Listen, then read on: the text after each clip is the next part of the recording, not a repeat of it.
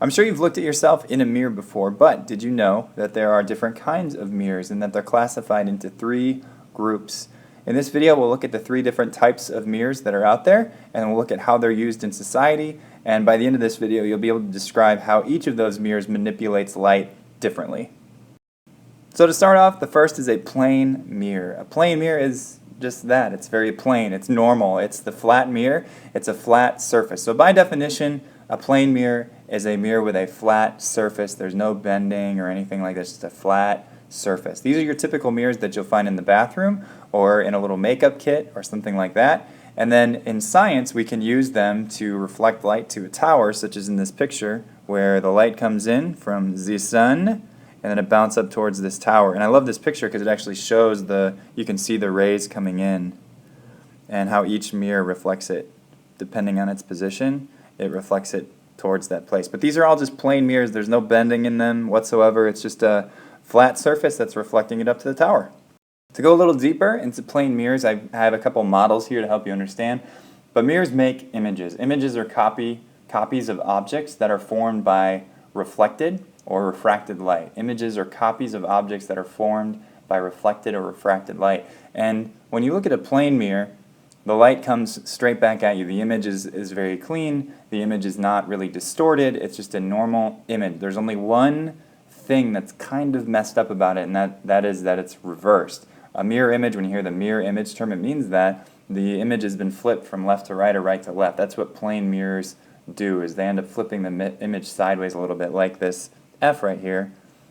This is what it would look like if you were looking at it with your eyes, but then in a mirror, if you were sort of to look at it in a mirror, it's going to be reflected. And so it looks like a clean F. It's not like, bent or kind of stretched out or anything like that, distorted, but it's reversed. And that's the thing you need to remember about plane mirrors, is that they end up reversing images, but there is no distortion other than that.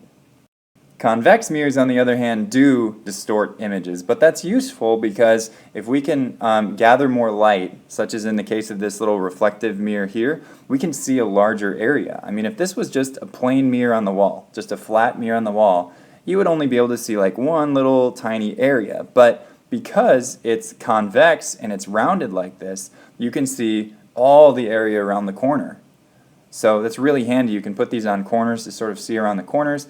And then this is really, really handy in driving. You guys are going to be about to drive pretty soon. You're getting close to it. The mirrors on your cars are actually slightly convex. And when they're convex, they can actually see a little bit more than just a typical flat mirror. A typical flat mirror would only give you an image that was like this big. I mean, that's all you would see. But since it's a little bit rounded, more light rays hit it from different angles, so you can see more. So by definition, a convex mirror is a mirror that curves outward like the outside of a bowl. Curves outward like the outside of a bowl. And these pictures are really handy. You should draw yourself a picture, but a convex mirror kind of has a bubble. It's the outside of a bowl.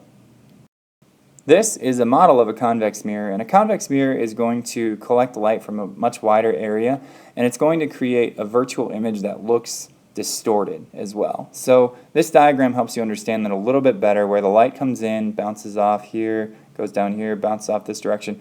If you were to kind of carry these reflected rays back into behind the mirror, that's going to give you an image of what it would look like to the person. So like if you're the person standing right over here on the left side of the mirror, and you're looking this direction, this is where the image is going to appear to be. It's going to appear to be this far away from the mirror, but in reality, look at how far it is away from the mirror. It's like 1.5 inches away from the mirror, whereas here it's like 1/2 inch. So that's why, when you look in a mirror in your car, it says on there, objects are closer than they appear, because convex mirrors distort the image. They make images that look smaller than they really are. At the same time, though, they do help a lot because they collect the light from a wider area, which allows you to see much more, which is kind of nice for blind spots in cars and just looking around corners. On to concave mirrors, aka parabolic mirrors. A concave mirror is, by definition, curving inward like the inside of a bowl. A concave mirror is a mirror that curves inward like the inside of a bowl. And notice the word cave. I mean, it's kind of like a cave. It kind of caves in. That's what a concave mirror is, opposite of convex. And so when you look at these mirrors, the light's going to come in and all come to a focal point, and that focal point is very useful because you can collect the thermal energy at that focal point. This one has a little Stirling engine right here that's generating electricity from it, which is pretty cool. And then these guys right here are just probably trying to find the focal point. But you can see a concave mirror is also going to distort the image. I mean, look at this guy. There's his like normal self. That's his real image. And then this is the distorted one that the concave mirror makes. So how does a concave mirror actually work? How does it focus the light? Well, light comes in and it bounces all to one focal point. That's how a parabolic mirror works. And depending on the size and the shape of your parabola, the focal point may change. So with this parabola, it's sort of a wider parabola, so the light's reflected in this way. And then in this one, the parabola is more, I don't know, kind of smaller, and so the light's reflected a little bit differently, and its focal point's in a little bit different of a spot. And so depending on your parabola, the focal point's going to be in a different spot. So you have to make sure you know where that focal point is to make it useful for anything. Well, that's all I have for you today, guys. In this video, you learned about the 3 different types of mirrors. First, we learned about the plane mirror, which are flat mirrors that produce normal-looking images that are flipped from left to right. That's why when reading text from a mirror, it's kind of difficult, if not impossible, because of all the words that are flipped. Make sure you bring your canned goods tomorrow.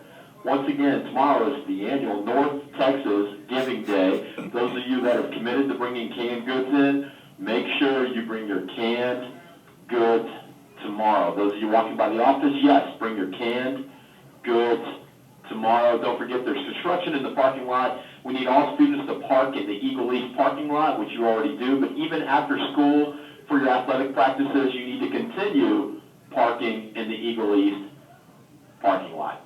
Thank you.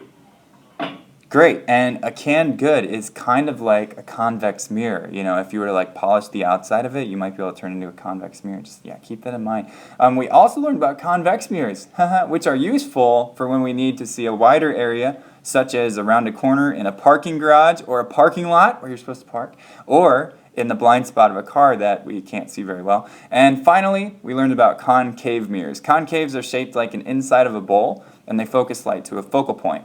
So it's kind of like a magnifying glass, which is nice because if we can focus light to a point, we can use it to heat food or to harvest energy.